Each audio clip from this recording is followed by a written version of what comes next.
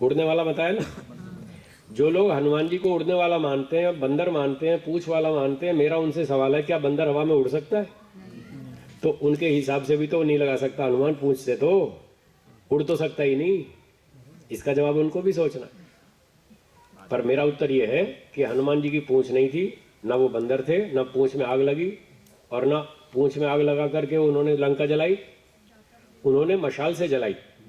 मनुष्य थे, पूंछ वाले बंदर नहीं थे। बंदर होता तो भी नहीं उड़ सकता, मनुष्य भी नहीं उड़ता, बंदर भी नहीं उड़ता। उड़ने वाली बात तो बिल्कुल गलत है।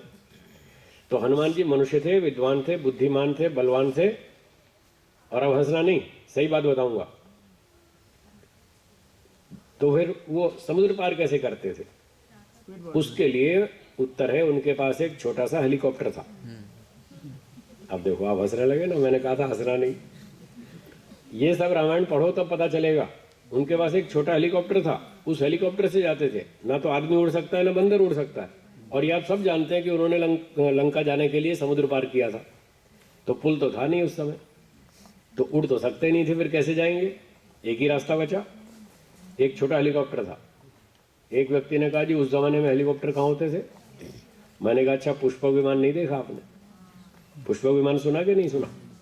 तो पुष्पक विमान भी थे, हेलीकॉप्टर्स भी थे, बहुत कम थे। बड़े बड़े राजा लोग इस्तेमाल करते थे, आम आदमी को छूट नहीं थी हमारे जैसे। आज तो मैं भी साल में 10 बार 15 बार हवाई जहाज में उड़ लेता हूँ, तब ऐसा नहीं था, आम आदमी को इतनी छूट नहीं थी। कोई कोई उड़ता था, बड़े बड़े सेठ लोग, राजा लोग, वो ऐसे ऐसी चीजें रखते थे। तो हनुमान जी ने कैसे लंका में आग लगाई? मशाल से, और हाथ में मशाल लेकर के इस तरह से आग लगाई, पूंछ से नहीं लगाई। प्रश्न लिखा है, रावण पर आक्रमण करने से पहले राम ने वायु का शिवलिंग बनाकर, बालू का शिवलिंग बनाकर पूजा की। ये बात सच है क्या? ये बात झूठ है, बिल्कुल सच नहीं है। वाल्मीकि रामायण में कहीं नहीं लिखा कि श्री राम ने शिवलिंग की पूजा की। उस समय मूर्ति पूजा थी ही नहीं। मूर्ति पूजा चली महाभारत के बाद है, इससे पहले कोई मूर्ति पूजा थी ही नहीं। कोई साकार परमात्मा को मानता ही नहीं था, कोई ऐसी कोई स्थापना नहीं थी। ये सब जो चालाक लोग होते हैं ना, अपनी बात को स्थापित करने के लिए वो महापुरुषों के साथ जोड़ देते हैं।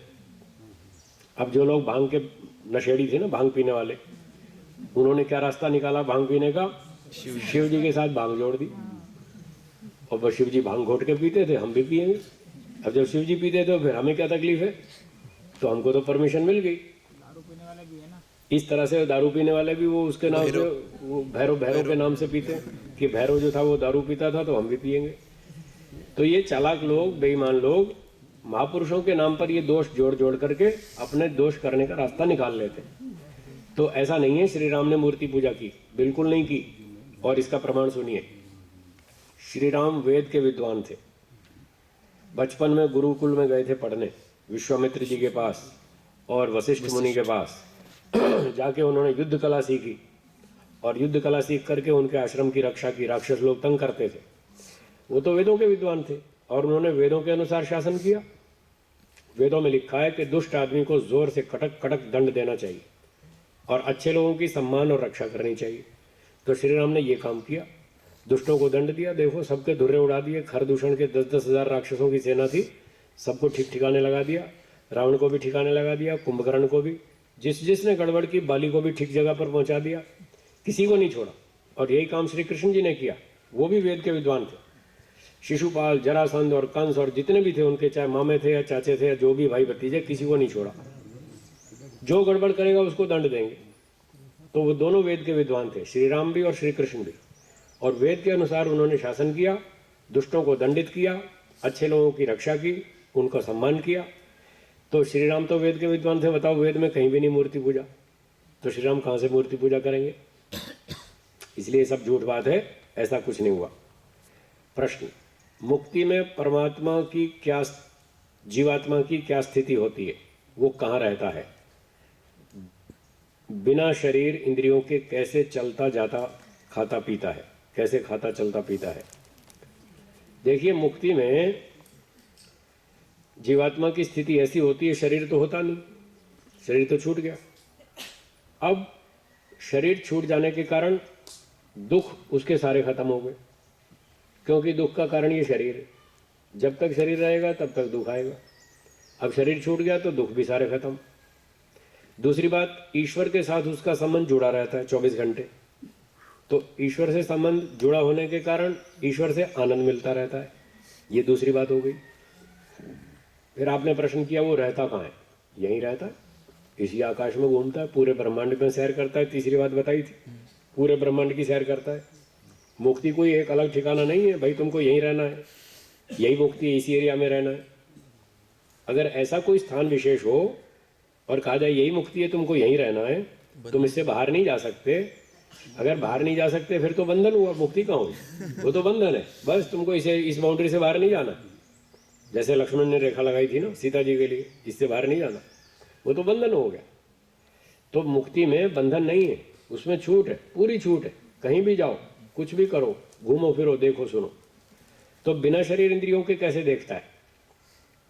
इसका उत्तर है कि परमात्मा बिना इंद्रियों के कैसे देखता है? देखता है ना, देखता है। क्या भगवान की ऐसी आंख है? नहीं। ऐसा कान है? नहीं। और वो अपनी शक्ति से देखता है। ईश्वर अपनी शक्ति से देखता है, अपनी शक्ति से सुनता है। जीवात्मा की भी अपनी शक्तियां हैं, देखने की, सुनने की, चलने की, खाने पीने की, सोचने की, विचार करने की। 24 शक्तियां हैं उसके पास। सत्यार्थ प्रकाश के 9वें समोल्लास में पढ़िए, वहां आपको मिलेंगी। उन 24 शक्तियों से वो काम करता है, लेकिन वो शक्तियां बहुत थोड़ी हैं, कमजोर है। केवल अपनी शक्ति से वो काम नहीं कर पाता, फिर वहां ईश्वर की शक्ति की सहायता लेनी पड़ती है। आज जैसे ये प्रकृति की सहायता ले रखी है हमने, ये आंख किससे बनी है? प्रकृति से। प्रकृति से। आज बंधन की स्थिति में हम इसकी सहायता के बिना नहीं देख पाते, और मोक्ष में ईश्वर की आंख ले लेते हैं, वह उसकी आंख के बिना नहीं देख पाते। तो जीवात्मा बेचारा इतना गरीब है, उसको कहीं ना कहीं किसी ना किसी की सहायता तो लेनी ही पड़ती। बंधन में आएगा तो प्रकृति की सहायता लेगा, और मोक्ष में जाएगा तो ईश्वर की। इस तरह से वो देखता है, सुनता है, खाता पीता है, सारे काम कर सकता है। और कई लोग पूछते हैं जी क्या वहाँ मोक्ष में जो है वो गुलाब जामुन का टेस्ट ले सकता है? मैंने कहा बिल्कुल ले सकता है। क्या मोक्ष में टेलीविजन देखने को मिलेगा? हाँ हाँ बिल्कुल मिलेगा। टेलीविजन में तो आप नकली पिक्चर देखते हैं, मोक्ष में तो असली पिक्चर देखने को मिलेगी। टेलीविजन में तो नकली देखते हैं ना, केवल कहानी है, एक स्टोरी बना रखी है, उसको फिल्माइज कर दिया और वो आपने देख लिया, वो तो नकली कहानी है।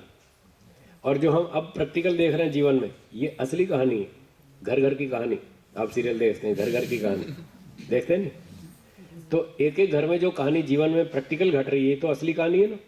मोक्ष में तो व्यक्ति असली कहानी देखता है, एक एक घर में जा सकता है, एक एक दुकान में जा सकता है, दिल्ली के सचिवालय में जा सकता है, पार्लियामेंट हाउस में घुस के देख सकता है ये लोग आपस में कैसे लड़ रहे हैं, कैसे पत्थर उठा उठा के मार रहे हैं, जूते चप्पल मार रहे हैं, माइक्रोफोन तोड़ तोड़ के फेंक रहे हैं, वो सब तमाशा देख सकता है।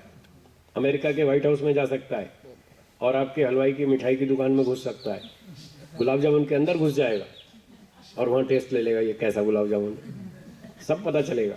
करके तो देखो करके तो देखो, सब पता चलेगा। ठीक है। अगली बात, नमस्ते ही क्यों? जय श्री कृष्ण, जय श्री राम, हरिओम क्यों नहीं? बहुत अच्छा। नहीं नहीं नहीं, ये प्रश्न नहीं हुआ। इसका उत्तर ये है, नमस्ते परमात्मा ने वेद में बताई है कि जब आपस में एक दूसरे का सम्मान करना हो तो नमस्ते शब्द से करो। अच्छा एक बात बताओ, जो कहते हैं जय श्री कृष्ण करो, तो जब श्री कृष्ण जी पैदा नहीं हुए थे तब लोग आपस में क्या बोलते थे? ये तो जय श्री कृष्ण तो उनके जन्म के बाद बोलने लगे ना। श्री कृष्ण जी के जन्म से पहले लोग क्या बोलते थे? और जय श्री राम जी के जन्म से पहले लोग क्या बोलते थे? नमस्ते संबोधन सम्मान के लिए, अभिवादन के लिए, तब क्या बोलते थे? और हरिओम, हरिओम तो ये तो वेद का शब्द नहीं है, ओम तो वेद का है, पर हरि शब्द ये ईश्वर के नामों में इस तरह से नहीं आया, ये तो पौराणिक लोगों ने बाद में ये शब्द बनाया हरिओम। ये ऋषियों ने स्वीकार नहीं किया, ऋषियों ने ओम को स्वीकार किया। तो ओम शब्द यदि हम बोलते हैं, ओम शब्द यदि बोलते हैं, तो ये तो परमात्मा से बात हुई, सामने वाले व्यक्ति से कहाँ बात हुई? जब हम सामने वाले व्यक्ति से मिलते हैं तो हमें उसका सम्मान करना है, उसका स्वागत करना है, उसका अभिवादन करना है, उसके लिए नमस्ते शब्द है, वेद का शब्द है। परमात्मा ने कहा जब भी मिले नमस्ते बोलो। तो नमः शब्द बोल सकते हैं, नमस्ते शब्द बोल सकते हैं, तो ये वेद के शब्द है और ये वेद का विधान है, इसलिए नमस्ते बोलना चाहिए। और इतिहास में देखो आप, कठोपनिषद, उसमें भी नमस्ते लिखा है। ऋषि लोग आपस में एक दूसरे को नमस्ते करते थे, छोटा और बड़े को और बड़ा छोटे को सब नमस्ते ही बोलते थे। तो नमस्ते का अर्थ क्या है? मैं आपका सम्मान करता हूँ, मैं आपका आदर करता हूँ, मैं आपका स्वागत करता हूँ, ये नमस्ते शब्द का अर्थ है। तो छोटा व्यक्ति जब बड़े को बोलेगा गुरुजी नमस्ते, तो इसका अर्थ है मैं आपका सम्मान करता हूँ। और उत्तर में गुरुजी ने भी कह दिया अच्छा बेटा नमस्ते, तो इसका अर्थ है मैं आपको आशीर्वाद देता हूँ, खुश रहो, लंबी उम्र वाले हो, विद्वान बनो, धनवान बनो, बुद्धिमान बनो, देश की सेवा करो, ईश्वर भक्त बनो। शब्द वही है नमस्ते, पर अर्थ बदल जाता है। ठीक है। और वेद में तो चोरों को भी नमस्ते लिखी है। एक मंत्र में लिखा है चौरेभ्य नमः, तस्करेभ्यो नमः। वहां नमस्ते ऐसे हाथ जोड़ के नहीं करेंगे चोरों को, वहां तो डंडे से नमस्ते करेंगे। वहां नमस्ते का अर्थ बदल जाता है। वहां नमस्ते का अर्थ है दंड देना। चोरों को नमस्ते, चोरों को दंड दो, इनको जेल में रखो, इनकी पिटाई करो, इनको सीधा बनाओ ताकि ये देश को दुख ना दे सके। तो नमः शब्द के बहुत अर्थ हैं, उसमें एक दंड देना अर्थ भी है। प्रश्न, नमस्कार क्यों नहीं? नमस्कार शब्द जो है वो अधूरा वाक्य है, उसमें वाक्य पूरा नहीं होता, क्रियापद उसमें नहीं है। नमस्कार हो या तो हो साथ जोड़ो, नमस्कार हो। ये नमस्कार किसने चलाया? आरएसएस वालों ने। वही कहते हैं ना नमस्कार, कोई भी मिलेगा नमस्कार जी या नमस्कार ऐसा बोलते हैं, नमस्ते नहीं बोलते। अब उन आरएसएस वालों को ये पता नहीं कि जब वो अपना ध्वज वंदन करते हैं, ध्वज की प्रार्थना जो गाते हैं, उसमें सबसे पहले नमस्ते बोलते हैं। नमस्ते सदा वत्सले मातृभूमि। जब तुम प्रार्थना में नमस्ते बोलते हो तो व्यवहार में नमस्ते क्यों नहीं बोलते? आरएसएस वालों जागो, नमस्ते बोलना शुरू करो, अपनी परंपरा को जगाए रखो, उल्टा काम मत करो। तो नमस्कार शब्द अधूरा है, उसमें वाक्य पूरा नहीं बनता। नमस्ते में वाक्य पूरा बनता है, मैं आपका सम्मान करता हूं, इसलिए नमस्ते शब्द बोलना चाहिए। प्रश्न, हमें अन्याय करने वालों को दंड मिलेगा ही और हमारी क्षतिपूर्ति भविष्य में होगी, इसका क्या प्रमाण है? बहुत अच्छा। देखिए, अन्याय करने वालों को दंड मिलेगा, इसका प्रमाण चाहिए। सुनिए प्रमाण। ईश्वर न्यायकारी है या अन्यायकारी? न्यायकारी। न्यायकारी। न्यायकारी किसको कहते हैं? अन्यायकारी को दंड देवे कि नहीं देवे? देवे। देवे ना। तो जिसने हमारे ऊपर अन्याय किया और हमारा नुकसान कर दिया, तो उसके अन्याय को ईश्वर देखता है या नहीं देखता? देखता है। देखता है ना। और आपने कहा ईश्वर न्यायकारी है, तो न्यायकारी है तो दंड देगा या नहीं देगा? देगा। मिल गया ना प्रमाण। ईश्वर न्यायकारी है, ये इस बात का प्रमाण है। जो न्यायकारी होता वो दंड दिए बिना छोड़ता नहीं, और जो छोड़ दे तो अन्यायकारी। दंड तो दिया ही नहीं अपराधी को, तो न्याय कहां किया? इसका प्रत्यक्ष उदाहरण सुनिए। एक चोर ने चोरी की, पकड़ा गया, पुलिस ने पकड़ लिया, कोर्ट में हाजिर किया, केस चला, चोरी का माल बरामद हो गया, 2 लाख की संपत्ति चोरी थी, सारी मिल गई। अब जज साहब क्या न्याय करेंगे? वो जो संपत्ति है, जो चुराया हुआ माल वापस मिला, बरामद हुआ चोरी का माल, उसके 3 ऑप्शन है। एक ऑप्शन तो वो सरकारी खजाने में जमा कर दे 2 लाख की संपत्ति, एक चोर को पकड़ा दे, उसने चोरी की थी, तीसरा सेठ को वापस देवे। तीनों में से कौन सा ठीक है न्याय? सेठ को वापस दे। सेठ को वापस मिलना चाहिए, ये न्याय है। और चोर के साथ क्या होना चाहिए? जी। उसको दंड होना चाहिए। ये प्रत्यक्ष उदाहरण है, सभी स्वीकार करते हैं। न्याय तब माना जाता है जब न्यायाधीश चोर को दंड देवे और सेठ की संपत्ति उसको वापस पहुंचाए। ये है उसकी क्षतिपूर्ति, ये प्रत्यक्ष प्रमाण से सिद्ध है। यदि न्यायाधीश ये 2 काम करते हैं, अपराधी को दंड देते हैं और सेठ की संपत्ति क्षतिपूर्ति वापस करते हैं, उसको पहुंचाते हैं, तो क्या ईश्वर न्यायकारी नहीं है? अगर ईश्वर न्यायकारी है तो जिसने हम पर अन्याय किया उसको दंड देगा या नहीं? देगा। तो हो गया प्रमाण कि उसको दंड मिलेगा। और जो हमारा नुकसान हुआ उसकी पूर्ति ईश्वर करेगा या नहीं करेगा? करेगा। अगर नहीं करेगा तो न्यायकारी कहाँ हुआ? न्यायकारी तभी बनेगा जब हमारी क्षतिपूर्ति करेगा, जो हमारा नुकसान हुआ उसकी पूर्ति कराएगा। जैसे सेठ का चुराया हुआ संपत्ति सेठ को वापस दी जाती है, तब न्याय माना जाता है। तो ये प्रत्यक्ष उदाहरण भी है और इससे ये प्रमाण से सिद्ध हुआ कि ईश्वर न्यायकारी है, वेदों में लिखा है, वो हमारे नुकसान की पूर्ति करेगा और जिसने हम पर अन्याय किया उसको दंड देगा। ठीक है। अगला प्रश्न है आर्य क्या है, आर्य समाज क्या है। इसका उत्तर आ ही चुका है। आर्य का उत्तर बता दिया, अच्छा व्यक्ति, अच्छे काम करने वाला, अच्छी भाषा बोलने वाला, अच्छा सोचने वाला। प्रश्न, और आर्य समाज का मतलब है अच्छे लोगों का संगठन। ये समाज का अर्थ है, समाज माने संगठन। अच्छे लोगों का संगठन वो आर्य समाज है। वो भारत में, चीन में, जापान में, पाकिस्तान में, अमेरिका में, रूस में, कहीं भी हो सकता है। बस आर्य का लक्षण यही है। आर्य कोई जातिवाचक नाम नहीं है, कोई शर्मा, कोई वर्मा, कोई पटेल, कोई खत्री, कोई वेलानी, ऐसा कोई नाम नहीं आर्य। आर्य तो गुणवाचक नाम है। जो अच्छा सोचता है, अच्छा बोलता है, जो अच्छे काम करता है वो आर्य है। और वो किसी भी देश में हो सकता है, किसी भी ग्रुप में हो सकता है। प्रश्न, हमारे देश में आज की प्रशासनिक व्यवस्था अर्थात भ्रष्ट व्यवस्था में रहकर कोई व्यक्ति जीवन में आध्यात्मिकता और अष्टांग योग का पालन करके अर्थात संपूर्ण सत्य का आचरण करके जीवन में भौतिक दृष्टि से क्या सफल हो सकता है? देखो भाई, दाल रोटी तो मिल जाएगी खाने को। आपकी सफलता की परिभाषा क्या है मुझे नहीं मालूम। अगर आपकी सफलता की परिभाषा ये है कि वो 20 अरब का मालिक हो जाए तो शायद कठिन है, 10-20 अरब का मालिक तो शायद ना भी हो पाए, पर दाल रोटी खाने को मिलेगी, इसमें पूरी पक्की गारंटी, इसमें कोई चिंता नहीं। मेहनत से कमाओ, ईमानदारी से कमाओ, गड़बड़ मत करो, दाल रोटी खाने को मिलेगी। और बहुत पैसे कमाए तो वैसे ही बुद्धि खराब करेंगे, पहले बताया था। अधिक धन मत कमाओ, और कमा लिया तो फिर उसको बांट दो, अपरिग्रह में बताया। अधिक कमा लिया तो बांटो, जमा करोगे तो वो परेशान करेगा। तो जो लोग अधिक धन कमाते हैं वो उसको बांटे, अच्छे काम में लगाएं, देश धर्म के काम में लगाएं। लोग यहाँ स्टेट बैंक ऑफ इंडिया में पैसे जमा करते हैं, वो आपके साथ नहीं चलेंगे अगले जन्म में। स्टेट बैंक ऑफ गॉड में जमा करेंगे तो साथ चलेंगे। परमात्मा के बैंक में जमा करो, अगले बार मिल जाएंगे। यहाँ स्टेट बैंक ऑफ इंडिया में जमा करेंगे नहीं मिलेंगे, तो परमात्मा के बैंक में कैसे जमा करेंगे? दान। जो ईश्वर ने काम बताए अच्छे करने को, उनमें दान करो। जैसे अपने वो व्रज पटेल साहब बता रहे थे कि वेद प्रचार में दान दो, अच्छा काम है, तो आपका पैसा भी सुरक्षित हो जाएगा और वो FDR हो जाएगा, रिकरिंग डिपॉजिट। अगले जन्म में 10 गुना, 20 गुना, 50 गुना मिलेगा।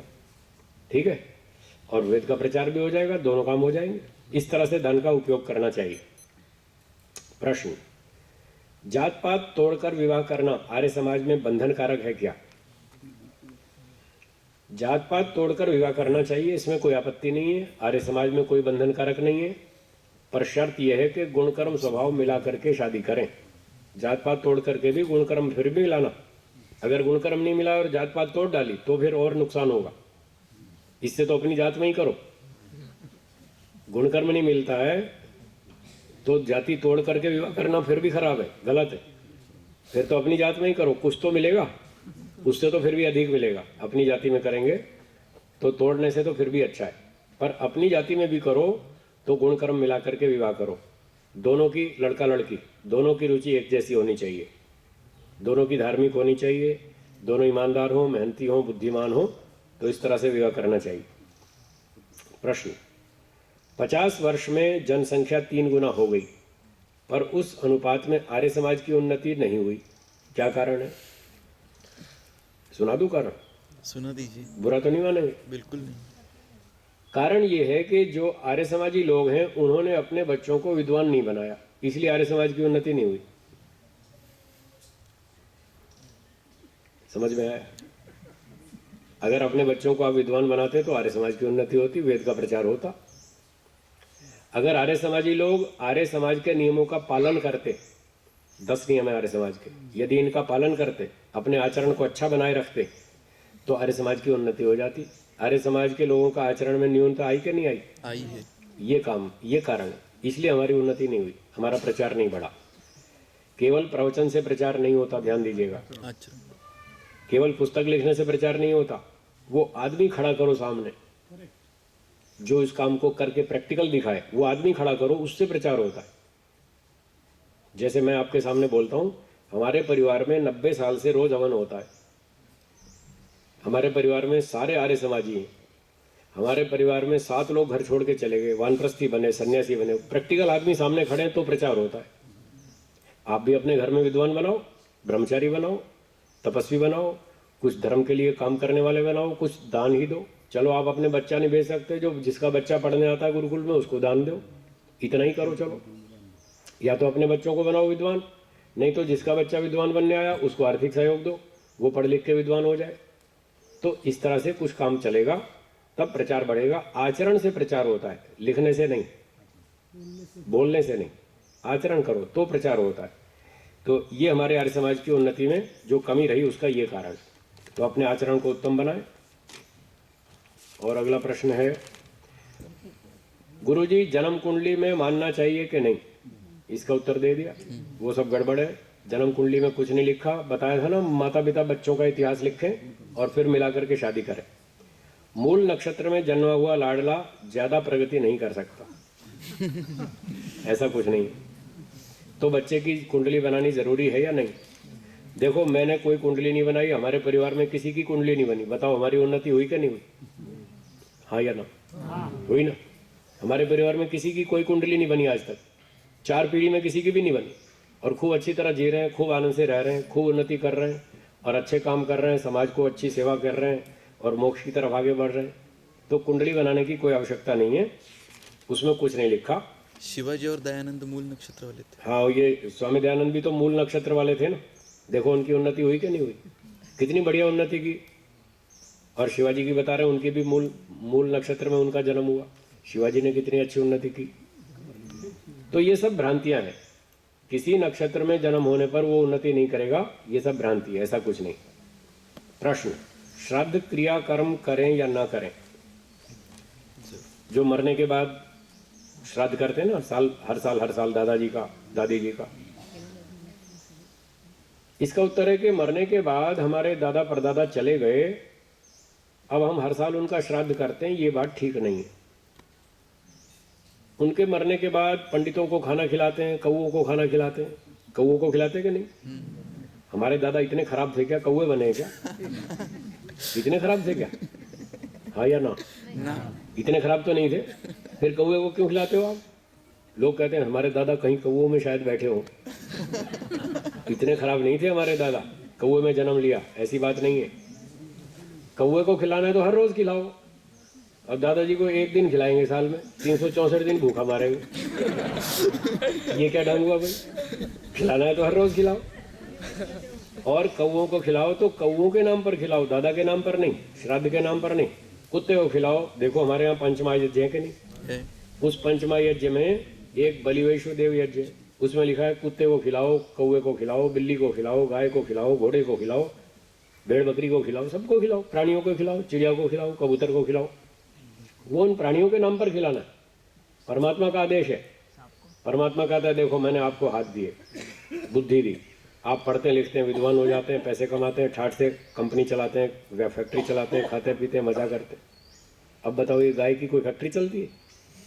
कुत्ते की कोई दुकान चलती है? वो कहाँ से रोटी खाएगा? उसको हम खिलाएंगे। हम इन प्राणियों से लाभ कितना लेते हैं? लाभ लेते हैं कि नहीं? बहुत। कुत्ते से घर की रखवाली करवाते हैं, गाय से दूध ले लेते हैं, घोड़े पे सवारी करते हैं, गधे पर भार ढो लेते हैं। ये सारे प्राणी हमारी सेवा करते हैं, तो इनकी रोटी खिलाना भी तो हमारी जिम्मेदारी है। तो इन प्राणियों से लाभ लो और इनकी रक्षा करो, इनको खिलाओ पिलाओ, इनको मार मार के नहीं खाना। ये सब पापी लोग हैं जो मार मार के खा रहे हैं। मांस, अंडे, बकरियां और भेड़ बकरी मुर्गी खाते हैं, फिर आता बर्ड फ्लू, फिर इनको कंपन चढ़ती है, बर्ड फ्लू आ गया, इसको मारो मारो, मुर्गी को मारो। कभी बर्ड फ्लू आता है, कभी सुअर मार के खाते हैं तो स्वाइन फ्लू आता है। आजकल कितनी हालत खराब है स्वाइन फ्लू से, पूना वाले बेचारे डरते रहते हैं स्वाइन फ्लू फैल गया तो प्राणियों को मारेंगे तो ऐसे ऐसे दंड मिलेंगे, कभी बर्ड फ्लू और कभी स्वाइन फ्लू और कभी कोई फ्लू। तो प्राणियों को मारना नहीं, उनकी रक्षा करनी है, इनको खिलाना पिलाना है उनके नाम पर श्राद्ध के नाम पर, दादाजी के नाम पर जो पंडित को खिलाते हैं वो गलत। पंडितों को खिलाने से, किसी विद्वान को खिलाने से हमारे दादाजी को भोजन नहीं मिलेगा। कौवे अपने आप कभी नहीं मरते। तो कैसे मरते हैं? कोई गोली से मारता है? हम मारते हैं कभी नहीं, हम तो गोली से नहीं मारते उनको, अपने आप मरते हैं। सारे प्राणी मरते हैं, सारे प्राणी अपने आप मरते हैं। जब बूढ़े हो जाते हैं तो सारे मरेंगे, कोई हमेशा जीने वाला नहीं है। कौओं ने कोई अमृत रसायन तो नहीं पी रखा कि कभी नहीं मरेंगे ऐसा तो कुछ नहीं है, सब मरते हैं, स्वाभाविक रूप से मरते हैं। यदि कई प्राणियों को हम मारते हैं वो तो हमारा अपराध है, यदि हम नहीं मारते तो स्वाभाविक रूप से वो मरते हैं। श्राद्ध की बात पूरी सुनिए, मैं कह रहा था, मान लीजिए हम किसी पंडित जी को खाना खिलाते हैं, ये सोचकर खिलाते हैं कि हमारे दादाजी को पहुंचा देगा। तो अपने विचार टीवी वालों ने सीडी बनाई ना, एक सीरियल श्राद्ध वाला, देखा आपने? तो श्राद्ध में उस सीरियल में दिखाया है कि एक व्यक्ति ने पंडित जी को खाना खिलाया श्राद्ध के नाम पर कि हमारे दादाजी को पहुंचा दो। पंडित जी ने खाना खा लिया और खाने के बाद फिर लाए वो एक इंजेक्शन टीबी की दवा भर के कि पंडित जी अब टीबी का इंजेक्शन लगवाओ। क्यों भाई, इंजेक्शन क्यों लगेगा? बोले हमारे दादाजी जब मरे थे उनको टीबी की बीमारी थी। तो आप हमारा भोजन पहुंचाएंगे, दवा भी तो पहुंचाओ। अब बोलो पंडित जी दवा का इंजेक्शन लगवाएगा? भाग जाएगा उठ के, नहीं लगवाएगा। और सीरियल में दिखाया वो भाग गया उठ के, नहीं लगवाया। अगर हमारा भोजन पहुंचाओगे तो हमारी दवा भी पहुंचाओ। अगर दवा नहीं पहुंचा सकता तो फिर भोजन वो भी नहीं पहुंचेगा, पंडित जी के पेट में रह जाएगा, दादाजी को नहीं पहुंचेगा। ऐसी कोई टेक्नोलॉजी नहीं है कि माथेरान में किसी व्यक्ति को खाना खिलाओ और वो दिल्ली में उस व्यक्ति को पहुंचा दे दूसरे को। चलो मैं आपको दिल्ली के एक आदमी का एड्रेस देता हूँ, हैं, टेलीफोन नंबर देता हूँ, मोबाइल नंबर भी देता हूँ, सब पूरा एड्रेस दूंगा कंप्लीट, और कहूँगा यहाँ माथेरान में बैठ के खाना खाओ और उस दिल्ली वाले को पहुँचा दो, पहुँचा देगा। जब हमारे पास एड्रेस है, टेलीफोन है, मोबाइल नंबर भी है, सब कुछ है, तो भी हम खाना नहीं पहुँचा सकते दिल्ली वाले को माथेरान में रोटी खा करके। तो दादाजी का तो एड्रेस ही नहीं है, पंडित जी के पास कहाँ पहुँचाएगा? है, पता है ठिकाना कहाँ है दादाजी?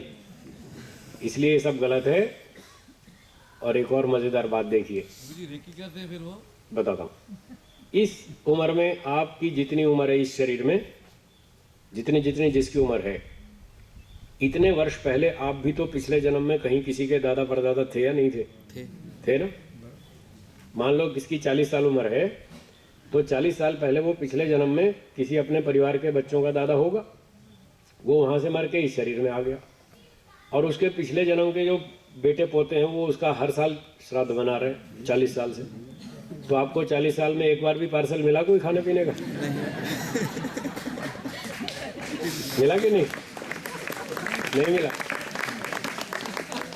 तो सर जब आपको नहीं मिला तो दादाजी को कहाँ मिलेगा? आप भी तो दादा थे किसी के, आपको भी नहीं मिला।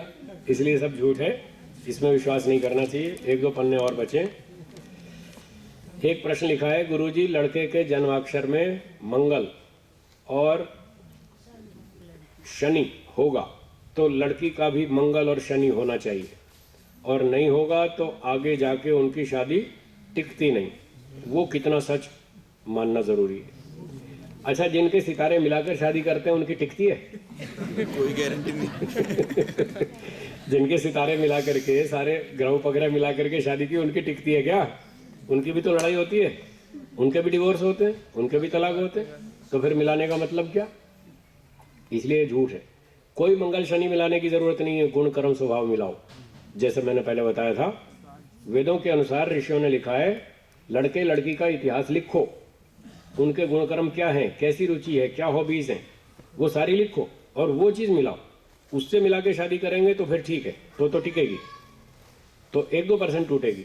और ऐसे तो जन्म कुंडली में तो कुछ भी नहीं है, यहाँ तो कहीं तुक्का लग गया तो लग गया, लॉ ऑफ प्रोबेबिलिटी, संभावना का नियम। नहीं तो फिर झगड़ा तो होना ही है, तो झगड़ा इसीलिए घर घर में। तो ये मंगल शनि का चक्कर गलत है, ये सब व्यर्थ है, इसके चक्कर में नहीं पड़ना। प्रश्न, अगर हिंदू शब्द गलत है तो हम अपने देश को हिंदुस्तान क्यों कहते हैं, और अपने देशभक्ति में, गीतों में और नारों में हिंदुस्तानी क्यों बोलते हैं? ये वो लोग बोलते हैं जिनको हिंदू का अर्थ पता नहीं और हिंदुस्तान का अर्थ पता नहीं, ये लोग वो बोलते हैं। हम तो नहीं बोलते, हम तो आर्य बोलते हैं, आर्यावर्त। आर्य बोलते हैं, आर्यावर्त बोलते हैं, आर्य राष्ट्र बोलते हैं, हम तो हिंदू नहीं बोलते। हिंदू शब्द सिंधु से आया, वो भी गलत, सिंधु से नहीं आया। अगर सिंधु से हिंदू आया होता तो आज भी उस नदी का नाम सिंधु नदी है, हिंदू नदी नहीं है, उसका नाम हिंदू नदी हो जाना चाहिए। पंजाब के अंदर वो पाकिस्तान में जो इलाका है जिसका नाम सिंध प्रांत है, उसका नाम हिंद प्रांत होना चाहिए, आज भी उसका नाम सिंध है, इसलिए सिंधु से हिंदू नहीं हुआ, ये गलत बात। वो अरब वाले आज भी सिंधु बोल रहे हैं, ये बात गलत है। आज भी जाके पूछो, उसके नक्शे में, वर्ल्ड के मैप के अंदर देखो, आज भी सिंध लिखा है, सिंधु बोलते हैं, अरब वाले भी सिंधु बोलते हैं, ऐसा नहीं है। ये कहीं कहीं प्रादेशिक प्रयोग होते हैं, प्रादेशिक भाषाओं में कहीं कहीं ऐसा है, सब जगह ऐसा नहीं है। ये तर्क तो बिल्कुल गलत है। सिंधु नदी वाला, क्योंकि वो आज भी उसका नाम सिंधु नदी है और सब सिंधु नदी बोलते हैं, हिंदू नदी कोई नहीं बोलता। हाँ, गुजरात में सा को हा बोलते हैं, गुजरात में सा को हा बोलते हैं ना, सवारे को बोलते हैं हवारे, हवारे बोलते नहीं, हवारे, वो सा को हा यहाँ गुजरात में बोलते हैं। एक दिन क्या हुआ, एक जगह पर स्वामी सत्यानंद जी आए प्रवचन देने, तो मंच वाले ने, संचालक ने बोला, भाइयों ने बहनों, આજે बड़ी खुशीની વાત છે, આજે અમારે ત્યાં સ્વામી સત્યાનંદજી આવ્યા છે।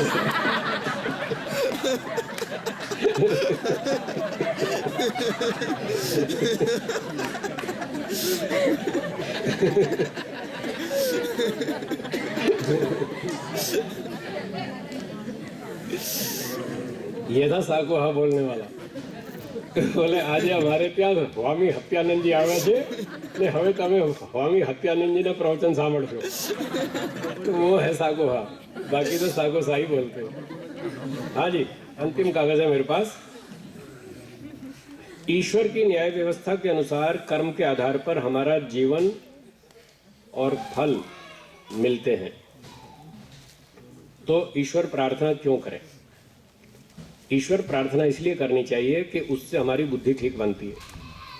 एक तो अभिमान नहीं आता, अभिमान का नाश होता है, इसलिए प्रार्थना करनी चाहिए, और प्रार्थना करने वाले को सहायता मिलती है। जब आप ये मानते हैं कि ईश्वर हमारे कर्मों का फल देता है, ये तो आप मानते हैं ना कर्म का फल देता है, तो क्या ईश्वर से प्रार्थना करना ये कोई कर्म नहीं है? ये भी तो कर्म है। तो आप जब प्रार्थना रूपी कर्म करेंगे तो उसका भी फल मिलेगा, इसलिए प्रार्थना करो, सहायता मिलेगी, फल मिलेगा। जो व्यक्ति समाज के लोगों से प्रार्थना करता है, समाज उसको सहायता देता है, और जो प्रार्थना नहीं करता, समाज उसको सहायता नहीं देता। ऐसे ही ईश्वर से प्रार्थना करो, फल मिलेगा। ब्रह्मांड की उत्पत्ति का रहस्य बतलावें। ब्रह्मांड की उत्पत्ति का रहस्य तो अब समय नहीं, इतना मैं नहीं बता सकता, एक लाइन में कह देता हूं। आज से 1,96,08,53,110 वर्ष पहले इस धरती पर मनुष्य पैदा हुआ, और उससे भी कुछ लाख साल, करोड़ साल पहले परमात्मा ने ये सारा ब्रह्मांड बनाया। अकेले परमात्मा ने बनाया, वो सर्वज्ञ और सर्वशक्तिमान है, वो सारी बातें ठीक ठीक जानता है, क्या चीज़ कैसे बनेगी, कितनी ताकत लगेगी, उसके पास ज्ञान भी पूरा है और शक्ति भी पूरी है। उसने सारा ब्रह्मांड बनाया, और तब से अब तक सब ठीक ठाक वो चल रहा है। परमात्मा रोज संचालन करता है, सबके कर्मों का हिसाब रखता है, सबको न्याय से फल देता है, और 4 अरब 32 करोड़ वर्ष तक ये ब्रह्मांड चलता रहेगा टोटल, कुल मिलाकर। उसके बाद होगी प्रलय, और उसका समय भी 4 अरब 32 करोड़ वर्ष। वो पूरा होने के बाद फिर ईश्वर दोबारा इस ब्रह्मांड की उत्पत्ति करेगा। इतना ही बता सकते हैं। प्रश्न है अंतिम, व्यक्ति की मृत्यु अगर उत्तरायण में होती है तो क्या गति की प्राप्ति होती है, क्या मोक्ष की प्राप्ति होती है? जैसे कि महाभारत के युद्ध में भीष्म ने अर्जुन से पूछा कि अभी सूर्य की स्थिति क्या है, और स्थिति जानने के बाद ही उन्होंने अपने प्राण का त्याग किया। तो ये जो महाभारत की बात बताते हैं कि उत्तरायण में भीष्म ने अपने प्राण त्यागे, और ऐसे उपनिषदों में भी और भी जगह पर, गीता आदि में भी चर्चा आती है कि जो उत्तरायण में प्राण त्यागता है वो मोक्ष में जाता है, और जो दक्षिणायन में त्यागता है वो नरक में जाता है, दुख में जाता है। ठीक है, तो ये बात ठीक नहीं, गलत है ये। वहां जो उत्तरायण और दक्षिणायन है वो ये सूर्य वाला उत्तरायण दक्षिणायन नहीं है। उत्तरायण कब शुरू होता है? 13-14 जनवरी को लोग मानते हैं। हाँ, वो वास्तव में उस समय नहीं होता, वास्तव में होता है 22-23 दिसंबर को, उस समय शुरू हो जाता है। हमने इस पर आज से कोई 28 साल पहले एक एक्सपेरिमेंट भी किया था साउथ में, आंध्र प्रदेश के अंदर एक गुरुकुल में इस पर एक एक्सपेरिमेंट किया। एक ज्योतिष विज्ञान के विद्वान थे, उनके साथ मिलकर के उस पर प्रयोग करके देखा। तो उस समय उन्होंने बताया कि ये 23 दिसंबर को शुरू हो जाता है, 22-23 दिसंबर को उत्तरायण शुरू हो जाता है, और 22 जून को दक्षिणायन शुरू होता है। ये जो सूर्य वाला उत्तरायण दक्षिणायन है, इस समय में अगर कोई दक्षिणायन में प्राण छोड़े तो नरक में जाएगा, ये बात झूठ है। क्यों? अच्छा ये बताओ, महर्षि दयानंद ने प्राण कब छोड़ा? दिवाली की रात को। दिवाली के दिन। दिवाली कब आती है? उत्तरायण में कि दक्षिणायन में? दक्षिणायन में आती तो स्वामी दयानंद नरक में गए, इसका मतलब ये हुआ कोई मानेगा स्वामी दयानंद नरक में गए? इसलिए झूठ बात है। ऐसे और बहुत उदाहरण मिल जाएंगे, खोजबीन करेंगे तो मैंने एक मोटा सा उदाहरण दिया जिसको आप पहचानते हैं। स्वामी दयानंद ने दिवाली पर अपने प्राण छोड़े और दीपावली आती है अक्टूबर के आसपास, उस समय दक्षिणायन चलता है। दिवाली के दिन छोड़ा, महावीर स्वामी ने छोड़ा, तो ये सारे कोई नरक में थोड़ी गए होंगे। तो कहने का मतलब वहां जो उत्तरायण दक्षिणायन है उसका अर्थ है ज्ञान। उत्तरायण का मतलब है ज्ञान। उत्तरायण में सूर्य अधिक चमकता है और दक्षिणायन में कम चमकता है। तो अपने यहाँ शास्त्रों में, वेदों में, दर्शनों में, उपनिषदों में ज्ञान को प्रकाश का पर्यायवाची शब्द मानते हैं। ओम तमसो मा ज्योतिर्गमय, इसका अर्थ क्या है? हमें अंधकार से छुड़ाकर प्रकाश की ओर ले चलो। और एक आदमी सूरज के सामने, जैसे आप बैठे, अब यहाँ सूर्य के सामने बैठकर बोले ओम तमसो मा ज्योतिर्गमय, अरे भाई ज्योति में तो बैठे और कहाँ जाओगे? अंधकार में थोड़ी बैठे। तब भी वो ये बात बोलेगा, पर इसका अर्थ ये नहीं होगा कि हम कोई डार्कनेस में, अंधेरे में बैठे हैं और हमको सूर्य की लाइट में आना है। वहां तमस का अर्थ है अविद्या, अविद्या रूपी अंधकार, और ज्योति का अर्थ है विद्या रूपी प्रकाश। तो हम परमात्मा से ये प्रार्थना करते हैं, ओम तमसो मा ज्योतिर्गमय, हे ईश्वर हमको अंधकार से छुड़ाकर, अविद्या रूपी अंधकार से छुड़ाकर विद्या रूपी प्रकाश में ले चलिए। ये थी वहां प्रार्थना। तमस का अर्थ अविद्या और ज्योति का अर्थ विद्या। तो उत्तरायण दक्षिणायन का मतलब भी यही है। उत्तरायण में सूर्य प्रखर होता है, इसका अर्थ है हमारा ज्ञान प्रखर है। तो जिसका ज्ञान शुद्ध है, तीव्र है, वैराग्य है, वो व्यक्ति समाधि लगा करके प्राण छोड़ेगा तो मोक्ष में जाएगा। वो उत्तरायण ज्ञान से संबंधित है, इस सूर्य वाले से नहीं। ऐसे ही जो दक्षिणायन में प्राण छोड़ेगा, मतलब उसने ज्ञान पूरा प्राप्त नहीं किया, अभी अज्ञानी है। अज्ञानी है तो पुनर्जन्म में जाएगा। इस तरह से उसका मतलब है। अब इसमें प्रश्न तो कुछ नहीं है, यहां तो भजन की फरमाइश है। आखिरी कागज है, भजन नहीं गाएंगे, अपनी बात पूरी कर देंगे। तपस्वाध्याय ईश्वर 5-7 मिनट, ठीक है। आगे फिर सबको जाना है, समय का, हाँ समय का भी ध्यान रखना है। चलो, मुझे एक संतोष है, मैंने आपके प्रश्नों के उत्तर पूरे कर दिए। जितने प्रश्न थे वो सारे पूरे कर दिए। अब हमारा जो थोड़ा सा काम बचा है उसको 5-7 मिनट में पूरा कर देता हूं। यम नियम की बात चल रही थी, 3 नियम बाकी है, तीसरा, चौथा और 5वां। तीसरा नियम कौन सा है? तप। तप। तप का अर्थ है द्वंद्वों को